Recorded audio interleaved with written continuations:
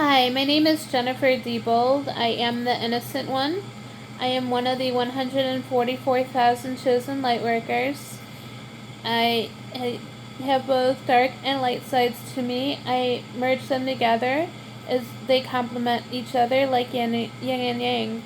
I am a truth seeker and a truth finder, and my mission is to share the truth that I found and seek with anyone who is interested in listening to me and following me on here. I ask you to keep an open mind and an open heart. If this resonates with you, great, and if it doesn't, then that's fine too. Filter out what you hear and see what's true for yourself. Don't just trust me blindly. So what I wanted to talk today about is somebody texted me to say, be careful on Labor Day. And I was like, huh? Because, I had two near-death experiences where I died and came back, of course. My out-of-body experiences, the souls left me and then my soul left me and then came back to me. So I'm not really afraid of death. And I can understand how people are. The souls are eternal. So I wanted to share that. And I also wanted to share about loved ones, soul family coming to visit. Some visit in dreams, and some visit when we're half asleep, half awake. Some visit when we're awake. Some give us dreams that help us think of them. And others have out-of-body experiences, or their souls that have passed, they go into other people to visit. Many different ways to visit us. If you think you're being visited, you're not crazy. If you think something, it's because you're thinking of it for a reason, so it's got to be true. It's kind of like the phone game, where you're thinking of somebody then really hard, and then they think about you, and then somebody would normally pick up the phone and give that person a call. At first, so when the veil has dropped, so when others had crossed over, the veil has dropped, and a lot of us are starting to reach out and others are trying to reach out to us because the veil has dropped, and a lot of us are tuning into our gifts of mediumship. I think anybody can have this gift as long as they choose to tune into it and really want to cultivate it.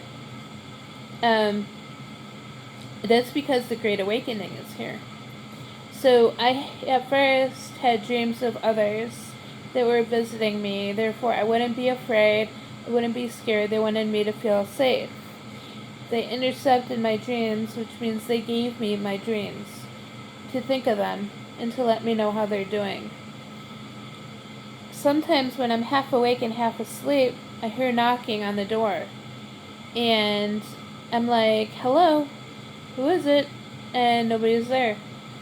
I think whoever it is wants me to know that they're here for me, letting me know that they're doing okay, or when to talk to me, but don't want me to know who it is exactly. And I have a feeling that, as I'm speaking, that's probably what is going on. So, also, I had a dog when I was younger who visits me. Her soul comes to me, and I can feel her presence with me. And we feel each other's emotions. Sometimes I've seen her in other dogs throughout my life. And when I see her, I know I'm happier because she is with me, and that causes me a lot of happiness. Another soul that's visited me is an orange and white tabby that I had when I was younger that I was very close to. His soul visits me as well. And sometimes goes into my current cat and lets me know that he's doing fine and gives me kisses. I share about myself a lot so that you can see that you're not crazy, that you're not alone, that others are going through this as well. So that's my tactic in doing so. I have a soul family member who I was not supposed to get close to in this life when he was still alive. So when he passed, he's been in other people, and reaching out to me in that way, and we cultivated a friendship in that way. And I know he's been watching over me as well. For example, I was a smoker. I developed COPD. I stopped smoking with his assistance and with the other soul family members' assistance.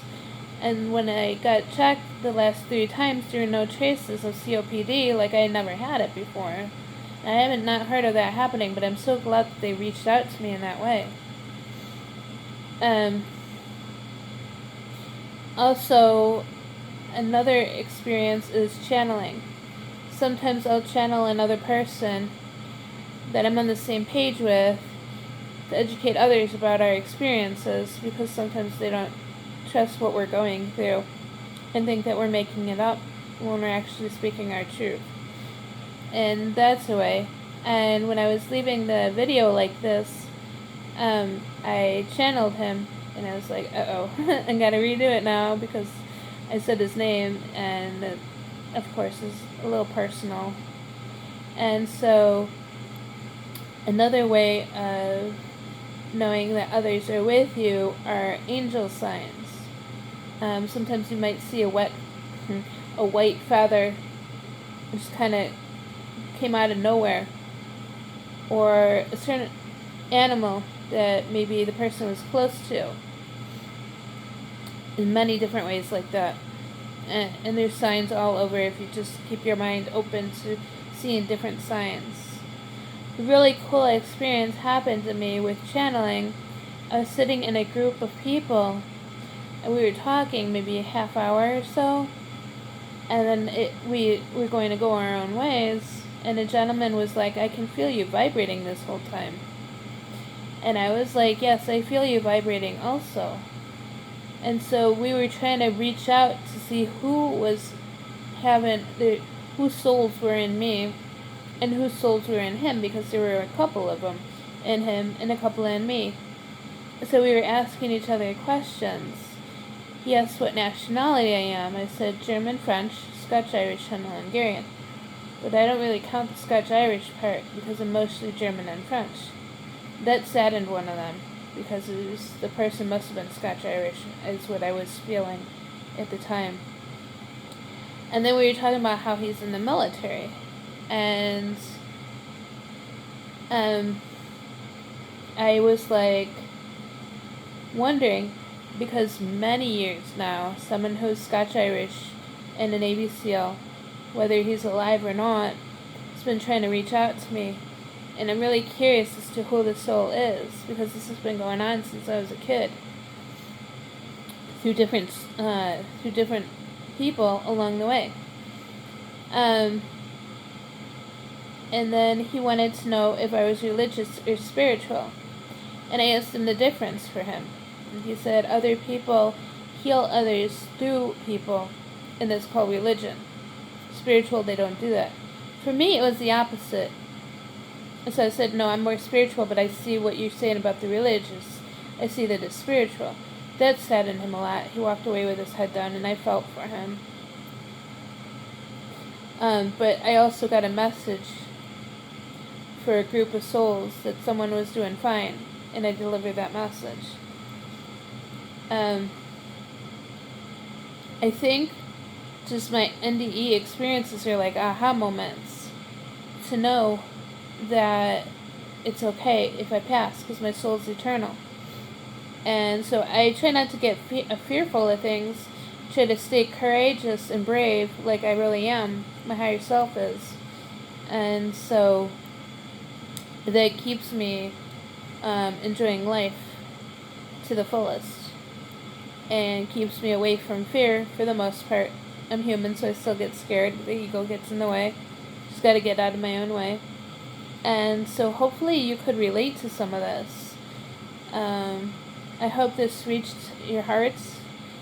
I'd like you to click the thumbs up, click subscribe, and comment if you've had experiences that are similar. If you have any questions about this, I can be found on Facebook. I'll leave my link in the description box. Just click on the title, because I have 2 profiles and there's only one that I check. I want to be able to get the messages in the friend requests.